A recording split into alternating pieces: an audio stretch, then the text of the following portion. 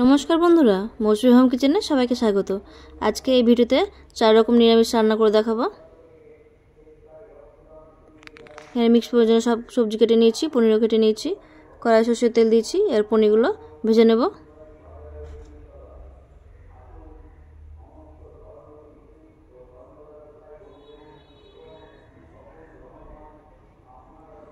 পনিরগুলো ভাজা হয়ে গেছে। এগুলো লবণ জলে ভিজিয়ে রাখবো যতক্ষণ সবজি ভাজবো ততক্ষণ। এবার সবজিগুলো এক একে ভেজে নেব। দিয়ে আরেকটা কড়াইয়ে ফোড়নে দিয়েছি গোটা জিরা, শুকনো লঙ্কা, এবার আদা জিরে বাটা, হলুদ, লবণ আর হালকা কাশ্মীরি লাল লঙ্কার গুঁড়ো দিয়েছি। মশলাটা ভেজে নেব। এদিকে আগে থেকে ডাল ভেজে সেদ্ধ করে রেখেছিলাম গোটা গরম মশলা তেজপাতা দিয়ে। এবার ডালটা দিয়ে দেবো মশলার মধ্যে। এই বাকি সবজিগুলো ভেজে নিচ্ছি এক এক করে। ডাল ফুটে উঠেছে। এর মধ্যে ভাজা গরম মশলার গুঁড়া আর কাঁচা লঙ্কা আর হাফ চামচ ঘি।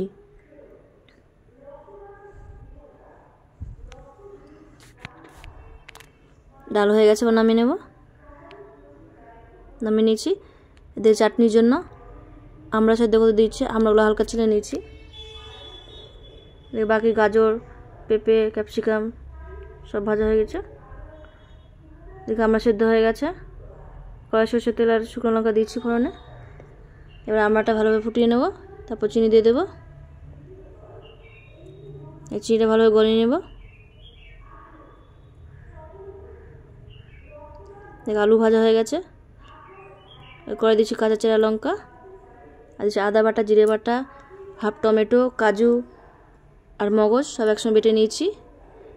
এবার দিয়ে পরিমাণ মতো লবণ, হলুদ, কাশ্মীরি লাল লঙ্কার গুঁড়ো আর চিনি দিয়ে মশলা ভালোভাবে কষিয়ে নেব।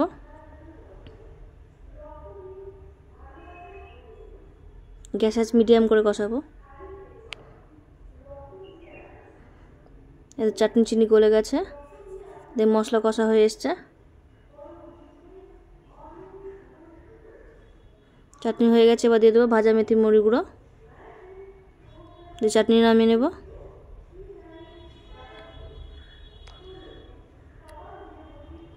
চাটনি নামিয়ে নিয়েছি। এদিকে মশলা কষানো হয়ে গেছিলো, সবজিগুলো দিয়ে আবার কিছুক্ষণ কষিয়ে নিয়েছি। এর পরিমাণ মতো জল দিয়ে দেবো। দিয়ে সবজিটা ভালোভাবে সেদ্ধ করে নেব। এবার ভাজা গরম মশলা গুঁড়ো ভালো করে মিশিয়ে নেব।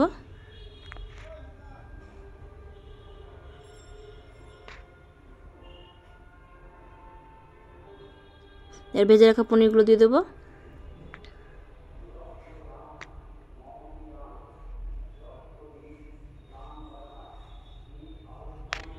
পনিরগুলো দিয়ে আবার কিছুক্ষণ রান্না করে নেব।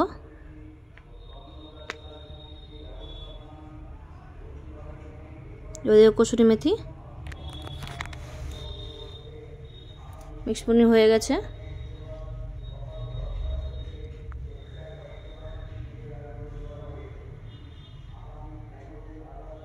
এবার নামিয়ে নেব।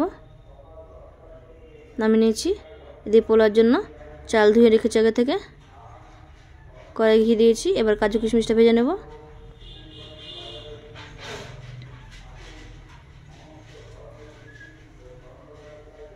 কাজু কিশমিশ ভাজা হয়ে গেছে। এবার দিয়েছি গোটা গরম মশলা তেজপাতা। এবার চালটা দিয়ে দেবো। এবার দেবো লবণ আর হলুদ। চালটা ভেজে নেব।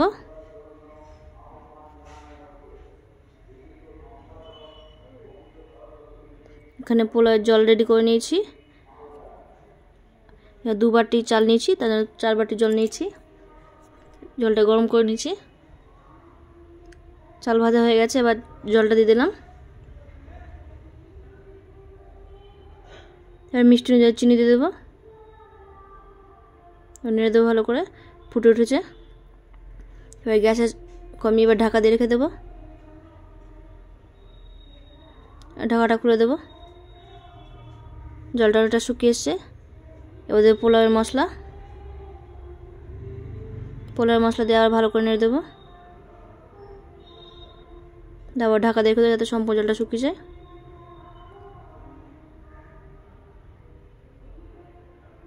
সম্পূর্ণ জল শুকিয়ে গেছে। এবার ভাজা কাজু কিশমিশটা দিয়ে দেবো। ভালো করে নেড়ে দেবো। চাল সেদ্ধ হয়ে গেছে পুরোপুরিভাবে। এবার নামিয়ে নেব। নামিয়ে নিয়েছি, এবার ঢাকা দিয়ে রেখে দেবো। এখানে সব কিছু রান্না হয়ে গেছে। পোলাওটা কতটা ঝরঝরে হয়েছে দেখাবো।